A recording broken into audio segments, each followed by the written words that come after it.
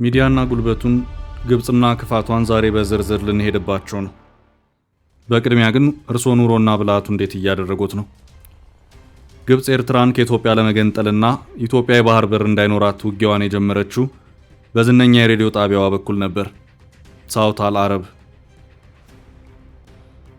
ናስሪም እና ሳውት አል አረብ የኢትዮጵያን መሰረት የሰረሰሩበትን መንገድ ልናስቃኛችሁ ነው። ሰላም ጤና ይስጥልኝ ውድ የቻናላችን ቤተኞች። በዛሬው መቆያችን የቀይ ባህርን ጉዳይ በግብጽ ዝነኛ ሬዲዮ ታሪክ በኩል ነው የምናየው። እስከ ዝግጅታችን ፍጻሜ አብራችሁን ቆዩ።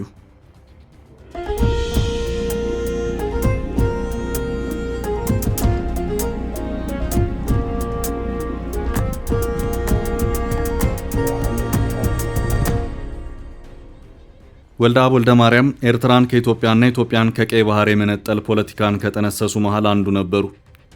ከሁለተኛው ዓለም ጦርነት ማግስት የተመሰረተ ኢትዮጵያና ኤርትራ ፌዴሬሽን ፈርሶ ኤርትራ አንደኛዋ ጠቅላይ ግዛት ሆና በኢትዮጵያ ስር ስትጠቃለል ይህን ውሳኔ ከተቃወሙት መካከልም ነበር።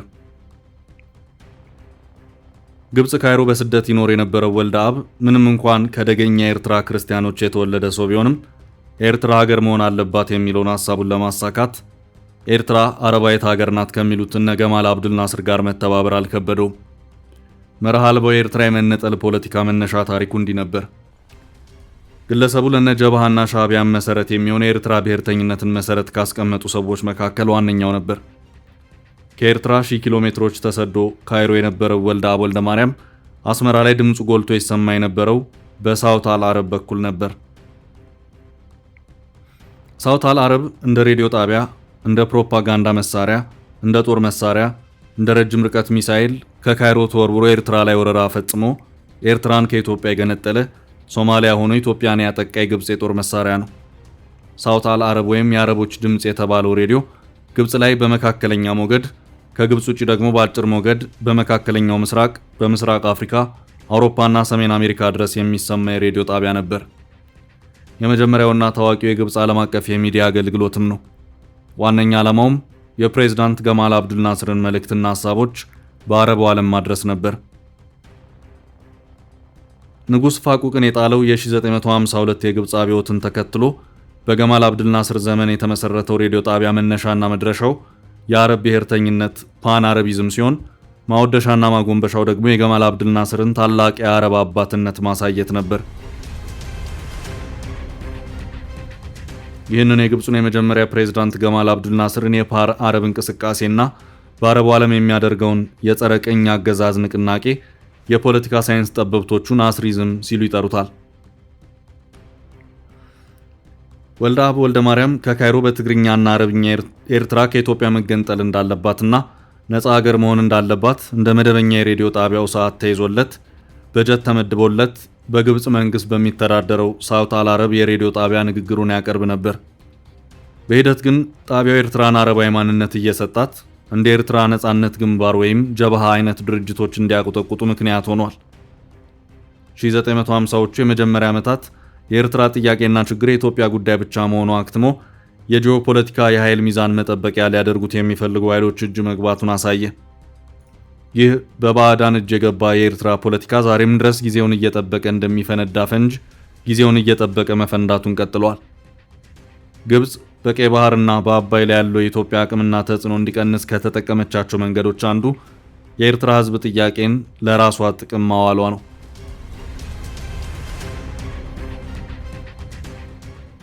በ1950ዎቹ በኢትዮጵያና ኤርትራ መካከል የተደረገው ፌዴሬሽን የሁለቱን ሕዝቦች የረጅም ጊዜ ታሪክና ባህል ያማከልና ከቅኝ ግዛት በኋላ የተደረገ የተረጋጋና ስርዓት ያለው ሽግግር ነበር።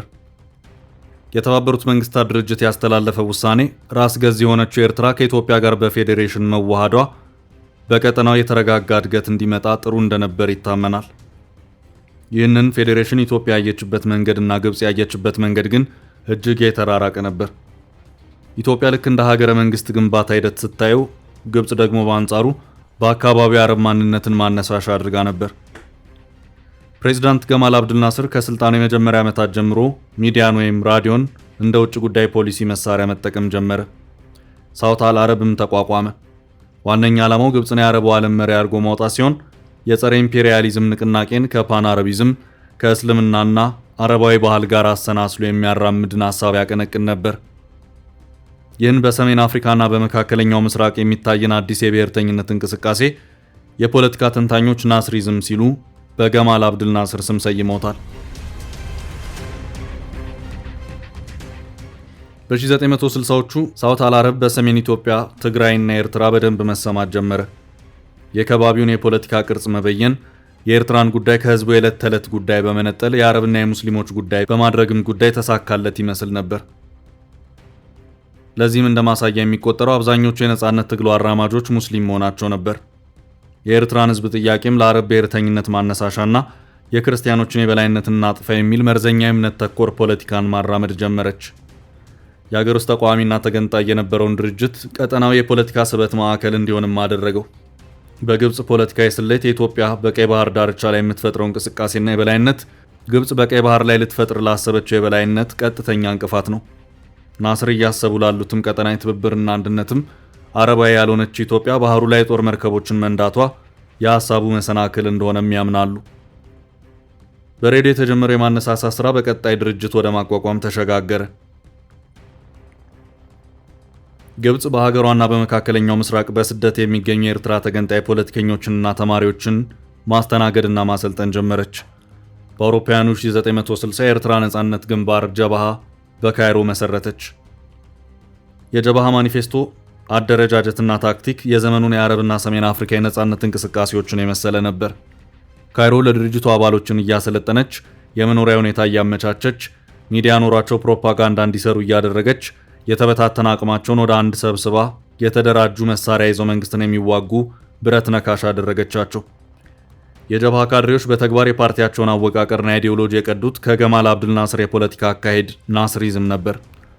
የሬዲዮ ጣቢያውም እነኚህ ኤርትራን አረባዊ ለማድረግ የሚንቀሳቀሱ ተገንጣዮች በአረቡ ዓለም እውቅና እንዲያገኙ ከፍተኛ አስተዋጽኦ አድርጓል። ይህም ከአረብ መንግስታት የቁሳቁስ ድጋፍና ዲፕሎማቲክ ድጋፍ እንዲያገኙ ትልቅ አስተዋጽኦ አድርጓል። በግብጽ እጅ ተገፍሮና ተገፋፍቶ ትጥቅ ጋር የደረሰውን የጀብሃ ምስረታ የኢትዮጵያ ውስጥ ጉዳይ የነበረውን የኤርትራ ጉዳይ ቀጠናዊ በመቀጠልም ዓለም አቀፋዊ ጉዳይ እንዲሆን ግብጽ ወገቧን አስራ ሰርታለች።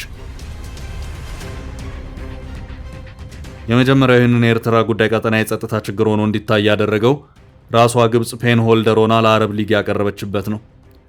ፔን ሆልደር የሚባለው በተባበሩት መንግስታት የጸጥታው ምክር ቤት ውስጥ የሚገኙ ድምፅን በድምፅ መሻር የሚችሉት ቋሚ አባላት ቀድሞ ቅኝ የገዟቸውን ሀገራት ጉዳይ ለጸጥታው ምክር ቤት የሚያቀርቡበት ሂደት ነበር።